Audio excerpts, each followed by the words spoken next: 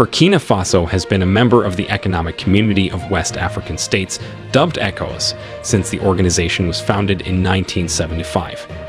Earlier this year, Niger, Burkina Faso, and Mali announced their withdrawal from the bloc. The countries had earlier been suspended from ECOWAS due to military takeovers of their respective governments.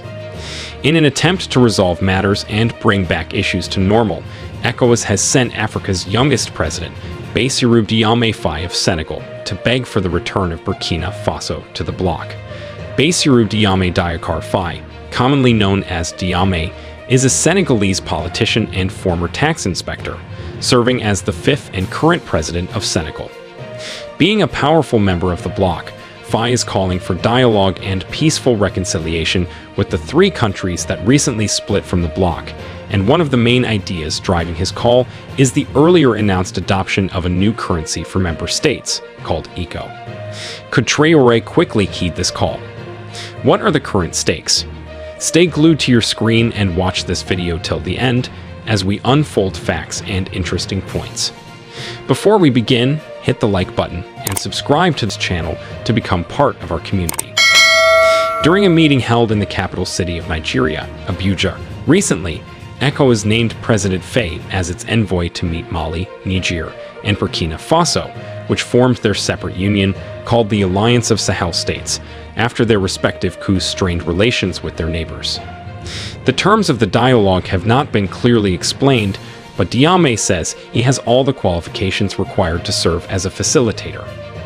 The three countries affected by the coup had already declared at their summit the day before that they had irrevocably turned their backs on ECOWAS. Note that it is not the first time in its nearly 50-year history that ECOWAS has lost its members this way. Many analysts have described Diomaye's mission as an important one in the context of an unprecedented regional crisis. Some of these analysts believe that it is unlikely to bear fruits anytime soon because of lingering regional tensions. Most African countries, particularly those of the West, including Burkina Faso, face the risks of disintegration. When you leave an agreement, you are certainly not part of it. If it is about the free movement of people, the risk of losing concessions remains. There is no doubt that President Traore's departure from ECOWAS has affected his citizens. The bloc has been offering free trade and visa movements within member states, with its economic and political fief. The departure of the three countries could affect their neighbors on different fronts in the long term.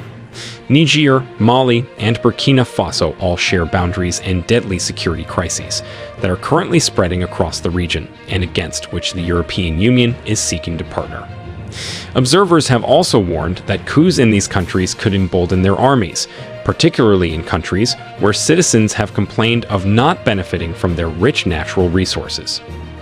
President Bola Tinubu of Nigeria, who is currently managing ECOWAS affairs, has called for new and stronger partnerships to develop the region in the face of its enormous challenges. Can Diomaye Faye bring back Burkina Faso, Mali, and Niger to ECOWAS?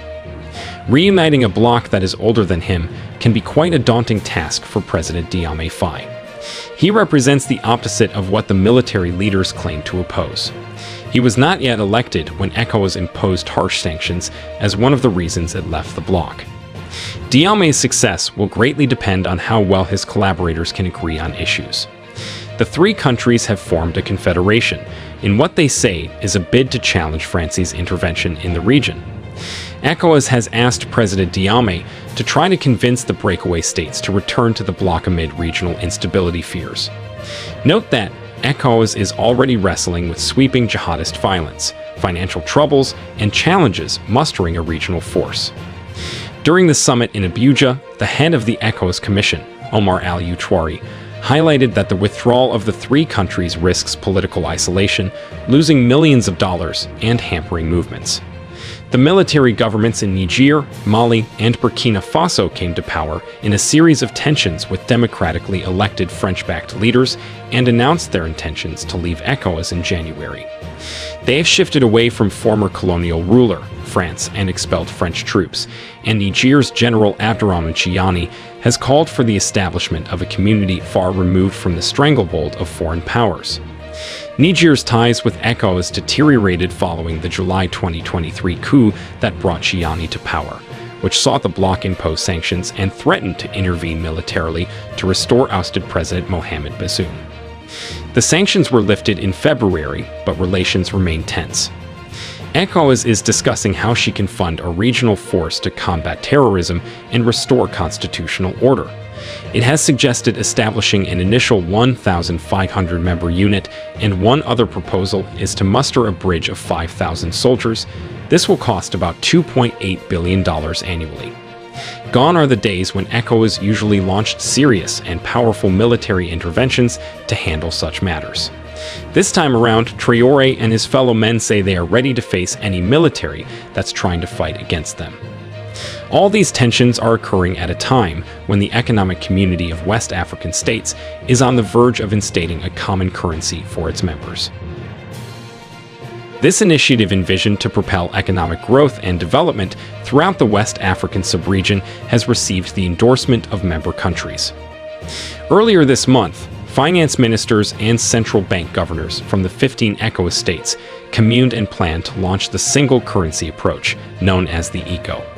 The single currency is part of the features in the 3-in-1 identity cards, planned by the National Identity Management Commission and set for rollout in the months ahead.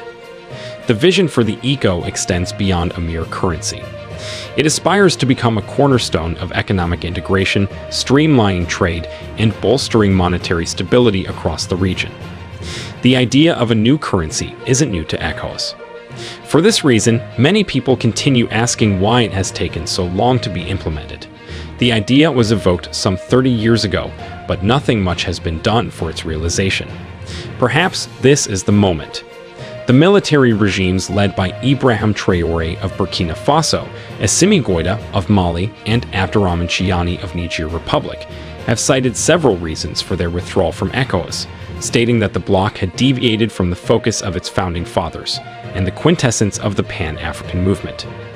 They have said that ECOWAS is collaborating with foreign powers, drifting away from the tenets of the bloc, thus undermining its values, which has resulted in a threat to joint nations.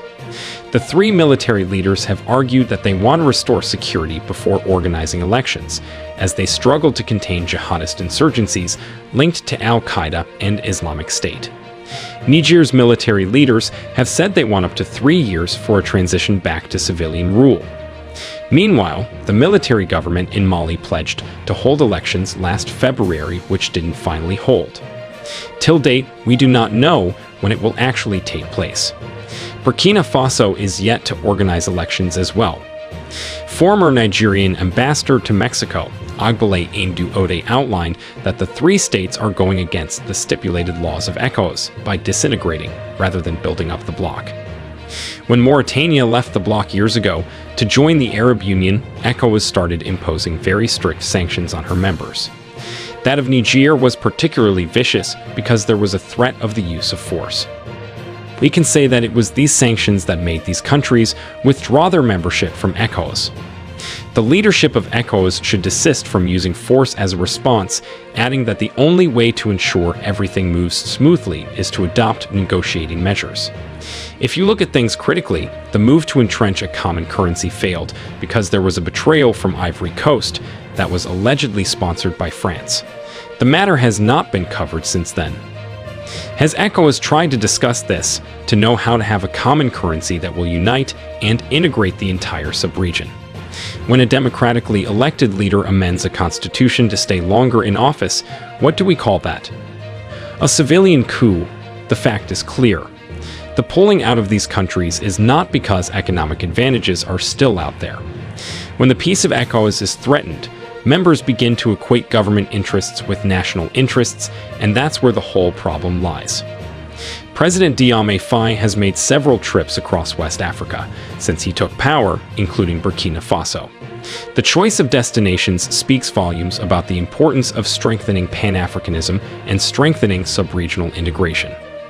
His mission to Burkina Faso is a challenge, as many people wonder if he can convince Captain Ibrahim Traore to return to ECOWAS. Traore is seriously building ties with Russia, Iran, and China, and shifting away from anything that has to do with French interference, like ECOWAS. Do you think Diomaye Faye can succeed in changing the mindset of Traore? Let us know your point of view in the comments section. Do not forget to like this video and subscribe to this channel. Turn on notifications too so you get notified whenever we upload videos like this. Thanks for watching, and see you in the next video.